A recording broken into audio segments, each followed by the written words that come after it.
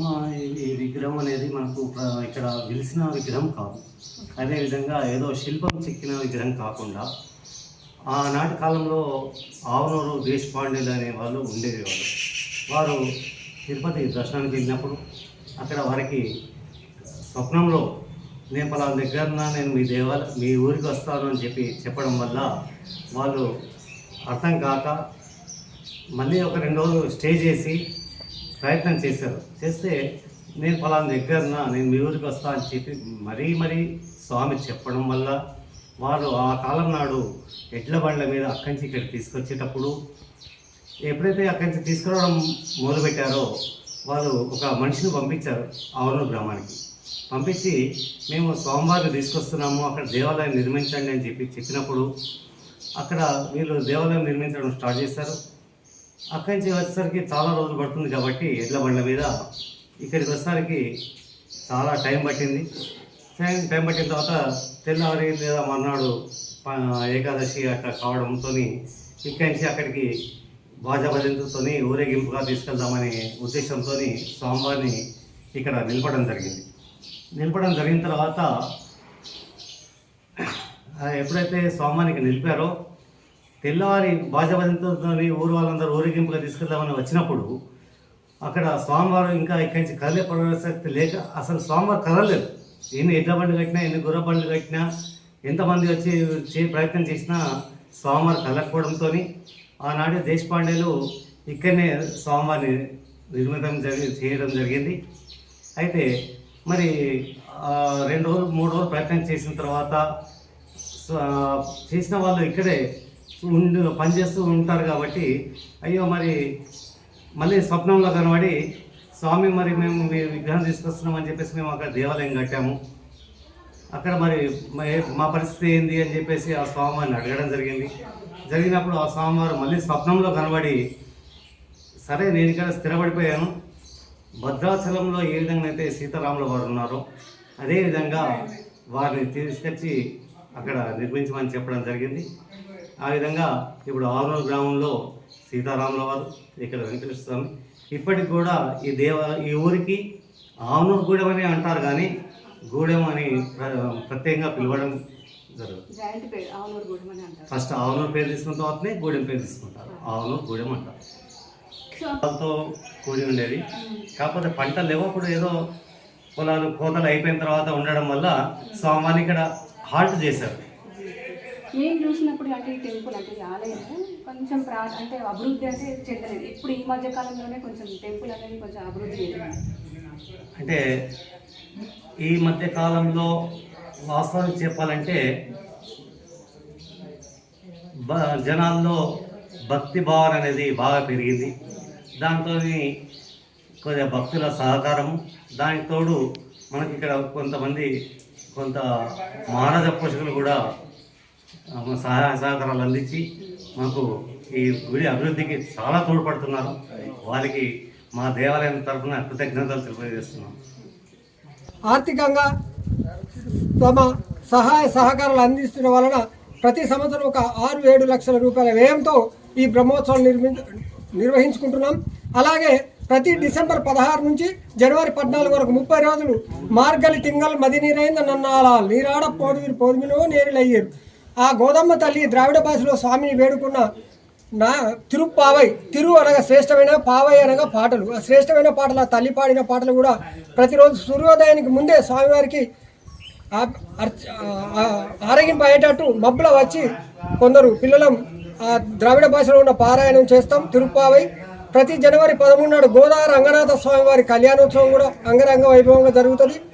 ఆనాటి నుంచి ఈనాటి కూడా ఆయన నమ్ముకున్న వాళ్ళకు కూడా కడతాక నేను ఉన్నానని ఇప్పుడు పూర్వ అధ్యక్షులు రవి గారు చెప్పినట్టు 2-3 కూడా ప్రభుత్వ ఉద్యోగాలు వచ్చినాయి. ఇక్కడ మబ్బుల తిరుప్పావై చదివిన వాళ్ళకి ఇది నిదర్శనం అని మేము నమ్ముతున్నాం.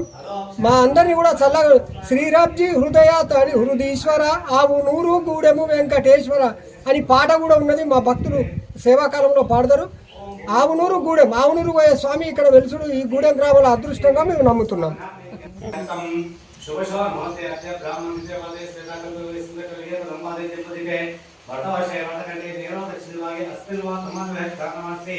विश्ववस्नामसंवत्सरे भाद्रपदमासे वर्षोऽतु वासना वासरसो शुभवासे शुभनक्षत्रे एवं विष्णुनिष्ठायां शुभतिथौ अस्य गोत्र भवस्य पश्चिम गोत्र भवस्य अक्षरनामदेस्य మా పేరు చెప్పిందా డైరెక్ట్ గిరి గారు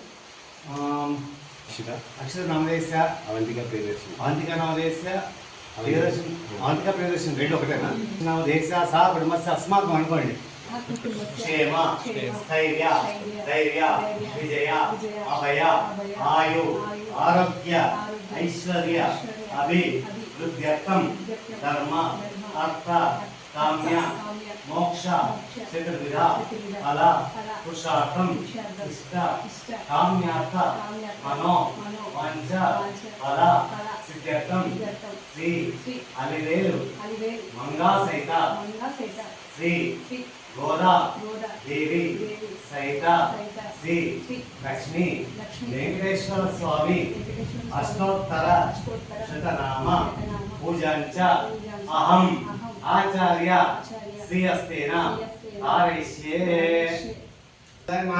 ओम गण्याय नमः मैदन्मये नमः लक्ष्मी नमः पुष्टाय नमः विभवाय नमः आदित्य नमः आदित्य नमः आदित्य नमः वस्ताय नमः वस्ताय नमः कमलाय नमः नांदाय नमः शिवाय नमः शिरोसमवाय नमः अनुग्रहपराय नमः बुद्धे नमः अङ्गाय नमः वल्लभाय नमः अशोकाय नमः हमदानदीप्ताय नमः अशोक विकासिने नमः नमामि नमः नमः कर्णवलमात्रे नमः पद्मप्रिय नमः पद्मस्तर नमः पद्माक्षे नमः पद्मसुन्दरी नमः पद्मोत्तराय नमः पद्ममुखे नमः पद्मनाभ नमः पद्मप्रिय नमः पद्ममालाधराय देवी नमः पद्मिनी नमः पद्मरंजनी नमः पद्मिनंदनाय नमः सुभद्राय नमः शुक्लमाल्यां वराय नमः नमः भास्कर नमः विद्युल्ले नमः वराय नमः शस्त्रे नमः गाय नमः निराकाराय नमः समुद्रवे नमः देव नमः देवी नमः विष्णुवासस्वस्नाय नमः विष्णुवाक्य नमः प्रसन्नाय नमः नारायण नमः नमः गायत्री तपस्विने नमः देवी नमः सर्वभद्रवादिने नमः वज्रे महाकाले नमः ब्रह्मज्ञम्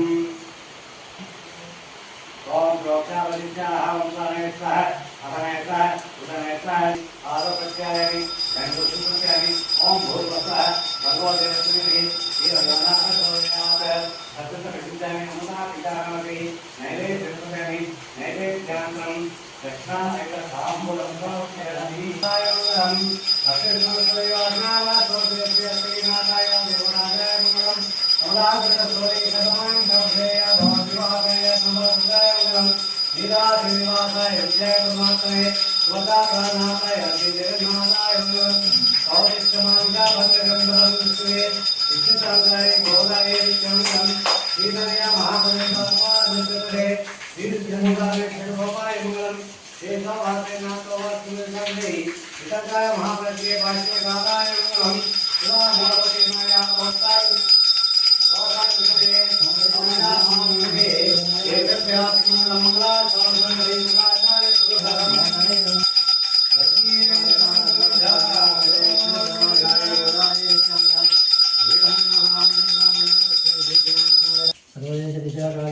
व्यासप्राक्रम रामान् जनिव्यग्नावतां वर्धन रामान् जनिव्यग्नव्याप्ने भया साइलोकितोष्णे श्रीमन्नसी वेङ्कटेश्वरानन्दं सुमध्य नमः श्रीशैलनाथमने प्रसादलब्ध परमप्राप्ते कैङ्कर्यशालिने वन्दे रामानुजं रामानुजस्य शरणं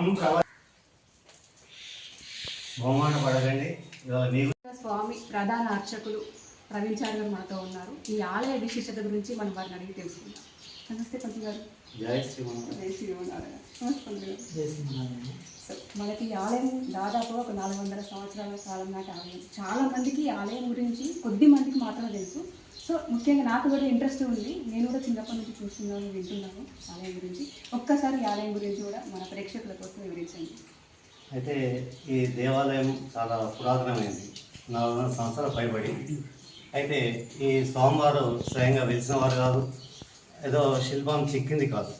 తిరుపతిలో మన ఆవునూరు దేశపాండేలో అక్కడికి పోయి దర్శనం చేసుకున్నప్పుడు వారికి కళలో కనబడి నేను మీ ఊరికి వస్తా అని చెప్పడం వల్ల వాళ్ళు ఆ దేశపాండేలో ఆ రోజు అక్కడికి తీసుకొని వస్తున్నప్పుడు ఈ ఏ దేవాలయం అయితే ఉందో ఆ దేవాలయం ప్రాంగణంకి వచ్చేసరికి అర్ధరాత్రి కావడం వల్ల తెల్లారి ఏకాదశి ఆ ఊరికి బాజా భజంతులతో తీసుకెళ్తామనే ఉద్దేశంతో ఇక్కడ ఆపడం జరిగింది. ఆ టైంలో తెల్లారి బాజా భజంతులతో పూజ నాదస్వరాలతో తీసుకుపోదామని చెప్పేసి ఎన్ని ఇద్దబండ్లు పెట్టినా ఎన్ని గుర్రబండ్లు పెట్టినా స్వామివారి ఇక్కడి నుంచి కదకపోవడము, దాంతో ఆ దేశపాండేలు స్వామివారిని ఇక్కడనే ప్రతిష్ఠించడం జరిగింది. అదేవిధంగా ఈ స్వామి ఎట్లంటే కోరుకున్న వారికి కొంగు బంగారమై కోరుకున్న కోరికలు చాలా నెరవేరుస్తున్నారు. ఇప్పటి వరకు ఎక్కడెక్కడి నుంచో మనకు అంటే పలానా ఊరు అని చెప్పడానికి వీల్లేదు, కానీ చాలా దూర ప్రదేశాల నుంచి వచ్చి వాళ్ళకి సంతానం లేదని కానీ లేదా నా కళ్యాణం కాలేదు కానీ అని చెప్పేసి అలా చాలామంది వచ్చి ఇక్కడికి స్వామివారిని ఏ పూజ చేయకుండా స్వామివారిని దర్శనం చేసుకుంటేనే చాలు వారికి ఆ కొంగు బంగారమై ఆయన వారికి సేవలు అందిస్తున్నాడు. ఆ స్వామి అనుగ్రహంతో ఇప్పటికీ అందరికీ అష్టైశ్వర్యాలు ఆరోగ్యంతో సద్వినియంగా ఉంటున్నారు. ఇంకేమైనా అంటే ఎక్స్పీరియన్స్ అంటే ఎలాంటి పూజ చేయకుండా కూడా వాళ్ళ కోరికలు నెరవేరుస్తుంది స్వామివారు అన్నారు కాబట్టి, ఎవరైనా భక్తులు వచ్చి మాకు ఈ కోరిక నెరవేరింది అన్న వాళ్ళు ఎవరైనా ఉన్నారా? చాలామంది ఉన్నారమ్మ, చాలామంది ఉన్నారు. ఎక్కడి నుంచి కాదు, మనకు బెంగళూరు నుంచి కూడా స్పెషల్గా ఈ గుడి విశిష్టత తెలుసుకొని వచ్చి సంతానం గురించి కోరుకున్నాక 4 నెలల లోపలనే మళ్ళీ సంతానం మాకు ప్రెగ్నెన్సీ కన్ఫామ్ అయింది అని చెప్పేసి మళ్ళీ వచ్చి స్వామివారి సేవ తీయించుకొని పోయిన రోజులు కూడా ఉన్నాయి.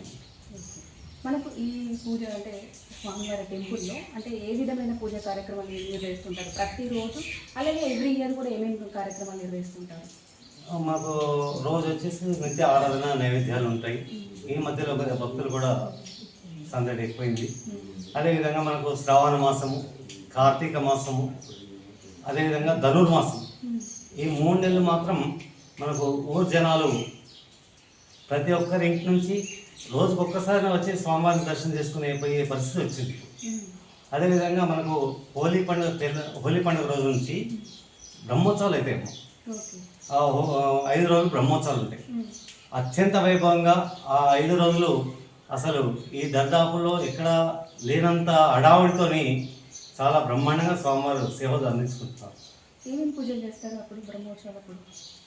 అంటే రోజు పొద్దుట సాయంత్రం హోమాలు ఉంటాయి. అదేవిధంగా స్వామివారికి అభిషేక కార్యక్రమం, నిత్య ఆరాధన, ఈ విధంగా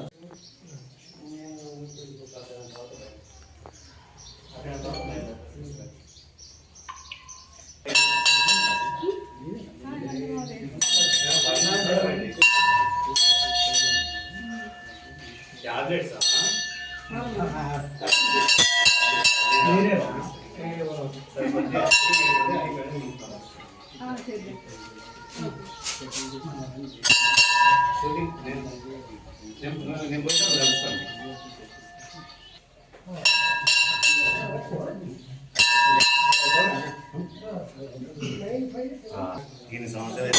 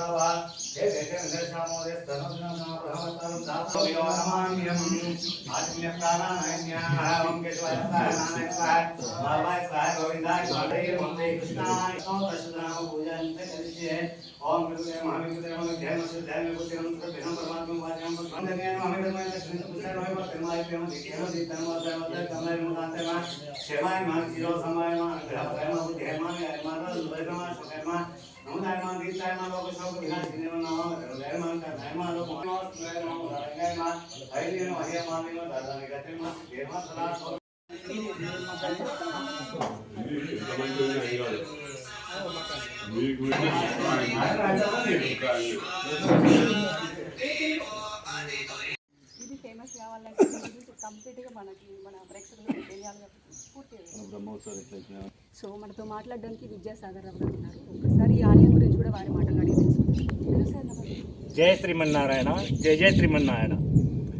ప్రత్యేకంగా మీరు ఇంత శ్రమ తీసుకొని ఇక్కడికి వచ్చి ఆలయ ప్రాస్తాన్ని ప్రజలకు తెలుపడానికి వచ్చినందుకు ప్రత్యేకంగా అభివందనలు. ఆలయము ఇప్పుడు నేను 23 సంవత్సరాల నుంచి ఈ ఆలయ అభివృద్ధి కొరకు నిత్యం పోరాడుతూనే ఉన్నాం, నిత్యం కష్టపడుతూనే ఉన్నాం. ఈ రూపం తీసుకొచ్చినాం. దీనికి వాస్తవంగా ఈ ఆలయ చరిత్ర మీద తెలవాలంటే కృష్ణదేవరాయలు మన తిరుమల తిరుపతి దేవస్థానాన్ని కట్టించినటువంటి కృష్ణదేవరాయలు ఆయన రాచరిక పీరియడ్లో 300 విగ్రహాలను తయారు చేయించిండు. 300 విగ్రహాలను తయారు చేయిస్తే అన్నీ అక్కడిక్కడికి అందరికి పోయినాయి. అప్పుడు మన ఆలయం కూడా చిన్న, ఇక్కడ ఆలయం కాదు, ఆలయం లేదు ఇక్కడ. ఆవరణలో ఉన్నటువంటి కొండాపులో ఉన్న దేశపాండలు ఎనుకటి వాళ్ళు ఈ తిరుమల తిరుపతి దేవస్థానానికి పోతే బండ్లలో ప్రయాణం చేస్తున్నట వాళ్ళు మాత్రం ఎప్పుడో 2-3 నెలలకు ఒకసారి వాళ్ళు అర్చకులు సామాన్లను తీసుకొని బండ్లలో ప్రయాణం చేస్తే అక్కడ వెళ్ళిన తర్వాత ఈ ఆవనూరు దేశపాండకు వారికి కళలో స్వామి కనబడి, నేను పలానా చెట్టు దగ్గర ఉన్నా, నన్ను తీసుకుపోండి, మీరు తీసుకుపోండి అని కళ్ళు వస్తుంటే వాళ్ళకి ఎంబడి అర్చకులు కూడా ఉంటారు కనుక ఆ అర్చకులను విచారించానంట. సరే అడగండి, ఎక్కడుంది ఏంది అని అడగండి అని చెప్తే మళ్ళీ ఆ రాత్రి అడిగితే తెల్లారు అదే రకంగా చెప్పానంట. పలానా చెట్టు త్వరలో నేను ఉన్న త్వర దగ్గర ఉన్నా, నన్ను తీసుకెళ్ళండి అని చెప్పారట. అయిన తర్వాత వారు వెంటనే ఆ రోజుల్లో కూడా వారు దాని పర్మిషన్ తీసుకొని, అయ్యో గారు పర్మిషన్ తీసుకొని గుణపాలు పట్టుకొని వాళ్ళ అయ్యగారిని తీసుకుని అక్కడికి వెళ్తే నిజమే వారికి సాక్షాత్తు కళలో కనబడ్డట్టుగానే ఆ చెట్టు దగ్గర ఈ విగ్రహం కనబడ్డది. ఈ విగ్రహం కనబడగానే మళ్ళీ వారు పర్మిషన్ తీసుకుపోవడానికి తయారు చేస్తే వారు ఒప్పుకున్నారు. ఆ విగ్రహాలన్నీ పోగా మిగిలిన విగ్రహం మీద ఒకటి, దాని తర్వాత విగ్రహాలు లేవు. 300 విగ్రహాలు 299 విగ్రహాలు బయటకు వెళ్ళిపోయినాయి. విదేశాలకు కానివ్వండి, దేశంలో ఉన్నటువంటి రాష్ట్రాలు కానీ, ముఖ్యంగా ఆంధ్రాకి వెళ్ళిపోయినాయి. చాలా ఆంధ్ర ప్రాంతాలకు వెళ్ళిపోయినప్పుడు దగ్గర కనుక. అయిన తర్వాత వారు తీసుకొని వచ్చిన తర్వాత వారు ఇక్కడికి వచ్చారు, ఆ బండ్లలో ప్రయాణం చేసుకుంటూ వచ్చారు. ఇక్కడ అందరు వెళ్ళిపోయినారు, ఆవునూరులో ప్రజలు వెళ్ళిపోయినారు, ఇక్కడ వెళ్ళిపోయినారు. తెలిపిన తర్వాత ఇదే ప్రాంతానికి వచ్చి ఇక్కడ బండ్లను ఆపుకొని ఈరోజు దశమి, రేపు ఏకాదశి నాడు తీసుకెళ్తామని చెప్పి వాళ్ళు బండ్లని ఆ విగ్రహాన్ని ఇక్కడనే పెట్టి ఆ ఊరికి వెళ్ళారు. ఊరికి వెళ్ళిన తర్వాత ఇక అప్పుడు ఉన్నటువంటి బండ్లు కాకుండా, ఈ ఎడ్లు కాకుండా కూడా అశ్వాలతో కూడా బండ్లు నడిపించేటటువంటి క్రియ ఉండే అన్నటప్పుడు. అయిన తర్వాత వచ్చి తీసుకెళ్దామని చెప్పి ఊరు బజాబాజంతో ఇప్పుడు ఈనంగా ఉండేటప్పుడు నాకు కూడా ఆ విషయం ఇట్లా ఉండే. వచ్చింది ఇక్కడికి వచ్చిన తర్వాత దీన్ని బండ్లు కట్టి తీసుకెళ్తే బండి కదలలేదు. అయ్యా ఏంటి కదులుతలేదు, ఎడ్ల నిడిచిండ్రు, గుర్రాలం కట్టిండ్రు, బండ్లు కదలలేదు. ఏంటి ఈ కారణం అంటే, రేపు కూడా మంచి రోజేనండి, మీరు మళ్ళీ అడగండి, స్వామిని అడగండి ఏం చేయమంటారు అంటే తర్వాత అదే రకంగా వారు అడిగిందంట. అడిగితే వారు ఏం చెప్పారు, నన్ను వెంకటేశ్వర ఆవునూరు గూడెం వెంకటేశ్వర నన్ను అక్కడనే ప్రతిష్ఠించండి, మీరు ఇక్కడ రామాలయం కట్టుకోండి, ఆవునూరులో రామాలయం కట్టుకోండి అని వారు అనుమతి ఇచ్చిందంట. ఆ రకంగానే వీళ్ళందరినీ విచారించి, ఇక్కడ ప్రజలను, ఇక్కడ ఉన్నటువంటి గ్రామ ప్రజలందరినీ విచారించి ఇక్కడ ఆలయాన్ని నిర్మించకూడదండి. మన వెంకటేశ్వర స్వామి సాక్షాత్తు తిరుమల కొండనేటువంటి వెంకటేశ్వర స్వామి ఇక్కడికి రావడం జరిగింది. పక్కన గోదాదేవితో సహా ఇక్కడ ఆలయంలో నిలుపుకోవడం జరిగింది. మీరు ఎక్కడ లేనటువంటి విగ్రహాలకు ఉన్నటువంటి ఈ విగ్రహాన్ని ఒకటి గమనించండి. మీరు వెళ్ళి ప్రతి మూల విరాటకు అమ్మవార్లు 2 ఉన్నారు ఈ స్వామికి. అటుపక్క ఒక అమ్మవారు, ఇటుపక్క అమ్మవారు ఉంటారు. సాధారణంగా ఎక్కడ కూడా విగ్రహాలకు అట్లా ఉండేవి, చాలా తక్కువ విగ్రహాల మకర తోరణాలకు ఉంటాయి అని దానికి ఉండేవి. ఇక్కడ మాత్రం అది మన అదృష్టంగా భావించాలి. పక్కన 2 అమ్మవార్లను పెట్టుకొని మన స్వామివారు గోదావరితో సహా ఇక్కడ ప్రతిష్ఠించబడ్డారు. ప్రతిష్ఠించుకుని కార్యక్రమాలు నడుస్తున్నాయి. దీనికి ఆలయానికి వారు కొండాపూర్ దేశపాండలు కూడా ఇచ్చిండ్రంట, ఆవునూరు దేశపాండలు బాగానే ఆలయాలకు భూములు ఇచ్చిండ్రు. ఇక రాను భూములు పెట్టిన సంగతి మీకు తెలుసు, అందరూ తెలుసు. కొన్ని మిగిలిపోయినాయి. మేము స్వీకరించే వారికి 23 సంవత్సరాల క్రితం నేను ఇక్కడికి వచ్చి ఇక్కడనే ఉంటున్నాను. మేము 23 సంవత్సరాలు కుంట రవి గారు దీనికి అప్పుడు అధ్యక్షులు ఉన్నారు. ఆ రోజుల్లో ఉన్న తర్వాత విచారించిన తర్వాత దీనికి ఉన్న ఆలయాలు తెలిస్తే మేము తీసుకొచ్చేంతవరకు ఈ ఊరోళ్ళ కూడా తెలియదు. మరి పానీయాలు ఉంటాయి అన్నీ ఉంటాయి. మేము జగిత్యాలకు వెళ్ళి తీసుకొచ్చాను నేను. దీనికి చెప్పిన తర్వాత ఈ విధంగా జరిగింది. అయితే దేవస్థానం నిర్ణయం చేసుకోవడం జరిగింది. ఈ విధంగా పూజా కార్యక్రమాలు నడుస్తున్నాయి, కొంతమంది నడుస్తున్నాయి. మేము కార్యక్రమం ఉన్నటువంటి అనంతాచార్య గారు దీనికి పూర్వాచారులు ఉన్నటువంటి గూడుపు ఆచారులు దీన్ని దేవస్థానాన్ని విడిచిపెడుతూ కిరాయి అయ్యవార్లను తీసుకొచ్చుకోవడం జరుపుకోవడం జరిగింది 1-2-3 సార్లు. అంతవరకునే గవర్నమెంట్ ఎండోమెంట్ ధూపదీపంలో జరిగింది అయ్యవారిని అపాయింట్ చేస్తే మేము కష్టపడి దీనికి కూడా ఒక అపాయింట్మెంట్ ఆర్డర్ తీసుకొచ్చిన ఒకరికి, వారి ద్వారా ఇప్పుడు నడుస్తున్నది. అప్పటి నుండి ఇప్పటి వరకు మేము చేసినటువంటి కార్యక్రమాల్లో చాలా డెవలప్మెంట్ చేసినాం ఆలయానికి. ఇప్పుడు వెంకటేశ్వరరావు గారు ఎప్పుడైతే దీనికి మొట్టమొదలు ఏమన్నారంటే, మొట్టమొదలు ప్రవేశించినటువంటి విషయం చెప్పంగానే వారు చెప్పిన సరే సంతోషంగా చేస్తామన్నారు. మొట్టమొదటి కార్యక్రమం ధ్వజస్తంభం తొడుగుతో స్టార్ట్ చేశాం. లేదు, కట్టెస్తంభం ఉండే, దానికి దీన్ని తొడుగును తయారు చేయించినాం. అది కూడా ప్రత్యేకంగా మా బంధువులమే, ఒకరిద్దరం మా బంధువులమే దాన్ని తీసుకోవడం జరిగింది. తర్వాత ఊరందరూ పార్టిసిపేషన్ చేసుకొని మన అందరి సహకారాలు తీసుకొని ఇక పక్కనటువంటి ఆ స్థలాన్ని పెంచుకోవడం జరిగింది. కొంత స్థలం మనకు వేరే ఎనగంటి రామారావు గారు వారు కొడుకులు దానికి మన దాతలుగా జరిగింది. అంతలో పెట్టిన సేకరణ తర్వాత వెంకటేశ్వరరావు గారు దీనికి మండపం నిర్మాణం చేసిండ్రు, స్వయంగా వారిని నిర్మాణం చేసిండ్రు, మండపం నిర్మాణం చేసిండ్రు. ఊరర్చకులు లేరు కనుక మనకు వచ్చిన దూపతి వినోద్ గారికి కార్యక్రమాలు వారికి తెలిసినప్పటికీ కూడా నడుస్తున్నాయి, కార్యక్రమం నడుస్తుంది. ప్రత్యేకంగా ఇక్కడ ఏంటంటే ఆల్వార్లు ఉన్నారు. ఆల్వార్లు ఎక్కడైతే గుళ్ళో ఉంటారో అక్కడనే ధనుర్మాస కార్యక్రమాలు చేసుకోవడానికి అర్హత ఉంటుంది. ఆల్వార్లు అంటే మనకు పూజ్యులు, మనకు స్వామివారికి యొక్క స్వామివారి గురువులు లాగా, మన స్వాముల గురువులు వారు. రామాంజులు అంటే స్వాముల గురువులు అన్నట్టు వారు. వెంకటేశ్వర స్వామి రామాంజ భక్తుడు. అట్లా వాళ్ళ ఆల్వార్లు ఆల్వార్లు ఎక్కడైతే ఉంటారో అక్కడ ధనుర్మాస కార్యక్రమం జరుగుతుంటుంది. ధనుర్మాస కార్యక్రమం నెల రోజులు 20 సంవత్సరాల నుంచి అంతకుముందు ఎలా నడిచినా ఇప్పుడు 23 సంవత్సరాల నుంచి మాత్రం పక్కడ్బందీగా డిసెంబర్లో ప్రవేశమైతే 13 జనవరి 14 జనవరి సంపూర్ణం జరుగుతుంది. ఆ సంపూర్ణం జరిగిన కళ్యాణం జరుపుకోవడం జరుగుతుంది. దాతల ద్వారా అలాంటి కార్యక్రమాన్ని మొట్టమొదటి ప్రవేశపెట్టినాం. తర్వాత మేము ఒక కార్యక్రమాన్ని తీసుకొని ఇంకా కొద్ది దీనికి స్వీకరణ చేయడానికి వెంకటేశ్వరరావు గారు దానికి నగలు ఇచ్చారు. మేము కూడా డబ్బు కూడా కొంత కూడబెట్టాం. దాన్ని ఎలాంటి పరిస్థితులు తీయకూడదు అని చెప్పి మేము బ్యాంకులో డిపాజిట్ చేసుకున్నాం. ఆ ఒకటి ధనుర్మాస కార్యక్రమం జరుగుతుంది. ధనుర్మాస కార్యక్రమం ఇన్ని జరిగిన తర్వాత అన్నీ ఉన్నాయి. మన గుళ్ళో బ్రహ్మోత్సవాలు లేవు. ఇంత పెద్ద ఆలయానికి బ్రహ్మోత్సవాలు లేవు. సాక్షాత్ తిరుపతి గురించి వచ్చిన దేవుడు కనుక బ్రహ్మోత్సవాలు అని చెప్పి చెనిజీర స్వామి గారి దగ్గరికి వెళ్ళి స్వయంగా మేము అందరం వెళ్ళి వారి అనుమతి తీసుకొని బ్రహ్మోత్సవాలకు డేట్ తీసుకొని వారితో శాసనం చేయించుకొని వచ్చినాం. అప్పటి నుంచి అంటే బ్రహ్మోత్సవాలు అంటే ప్రతిరోజు 5 రోజులు జరుగుతుందని చెప్పేసి అన్నారు కదా. ఈ 5 రోజుల్లో ఏమేమి పూజా కార్యక్రమాలు 5 రోజులు బ్రహ్మోత్సవాలు అంటే అసలు బ్రహ్మోత్సవాలు అంటే అర్థం ఏంటంటే మొదలు సంవత్సర కాలం జరుగుతున్నటువంటి దోషాలను పూర్తిగా నిర్మూలించి ఫ్రెష్ చేసుకోవడం, మళ్ళీ మన ఆలయ దేవుడిని ఫ్రెష్ చేసుకోవడం ఇది బ్రహ్మోత్సవాలు ఉత్సవం. ఆ దానికి హోమాలు ఉంటాయి, పూజలు ఉంటాయి. ఆ రకంగా కలశ పూజల్ని హోమాలను చేసుకుంటూ తర్వాత 5 రోజులు 5 రకాలుగా 6 రోజులు ప్రోగ్రామ్ ఉంటాయి. వారి అనుమతితోని క్షేమంగా నడుస్తున్నాయి ఇప్పటి వరకు.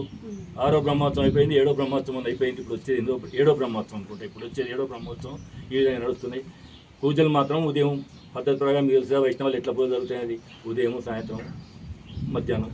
వాళ్ళు ఉదయం బాలభోగం అంటారు, కానీ మధ్యాహ్నం రాజభోగం అంటారు, రాత్రి భోగం పెడతారు. అది జరుగుతున్నాయి. కార్యక్రమాలు అయితే నడుస్తున్నాయి ప్రస్తుతానికి అర్చకుల ద్వారా. ఇంకా ఏమంటే మెయిన్ ఏంటంటే మాకు ఆలవాళ్ళ చోట గోదా కళ్యాణ్ ధనుర్మాస కార్యక్రమాలు చూడాలి. ధనుర్మాస కార్యక్రమం లేదు కనుక బ్రహ్మోత్సవ కార్యక్రమం లేదు కనుక బ్రహ్మోత్సవ కార్యక్రమాన్ని పునఃప్రతిష్ఠ కార్యక్రమాన్ని ఒకటి చేసుకొని లోపల స్లాబ్స్ చేసుకుని గర్భగుడిలోకి మనం మోరాదు గర్భగుడిలో అనే కార్యక్రమాలు నీట్గా చేసుకొని ఆ ఏదైతే తీసినామో అదే రోజు బ్రహ్మోత్సవాలను వారి అందరూ తీసుకొని నడుస్తున్నాం. చాలా బాగా నడుస్తున్నాయి. తర్వాత ముందు కూడా బ్రహ్మోత్సవాలు 12వ బ్రహ్మోత్సవం భారీ ఎత్తున చేయాలని చెప్పి వారి స్వామి స్వయంగా చెప్పారు. నేను చెప్పకనే వస్తానన్నారు. సరే, వారి అనుమతితో అయితే ఇప్పుడు నడుస్తున్నాయి. కార్యక్రమాలకి లోటు లేదు. అది కుంభాభిషేకంతో మధ్యలో చాలా రోజులు గ్యాప్ వచ్చిందని కుంభాభిషేకం స్టార్ట్ చేసి తర్వాత బ్రహ్మోత్సవాలు దాంతో నడుస్తుంది. అందరి సహకారం ఎట్లా ఊర్లు ఉంటేనే పని నడిచేది. గ్రామ పెద్దల సహకారం, ఈ మధ్య కాలంలోనే ఆలయం అనేది కొంచెం అభివృద్ధి అప్పటికిప్పటికీ చాలా చేంజ్ అయింది. సో గ్రామ పెద్దల సహకారంతో ఇప్పుడు ఈ విధంగా ఉన్నారు. సో వాళ్ళు ఏమంటున్నారు అంటే అప్పటికి వాళ్ళు ఏమంటున్నారు అనేది వాళ్ళు చెప్పాలి. మేము ఎట్లా చెప్పగలుగుతాం, దానికి మేము చెప్పలేదు.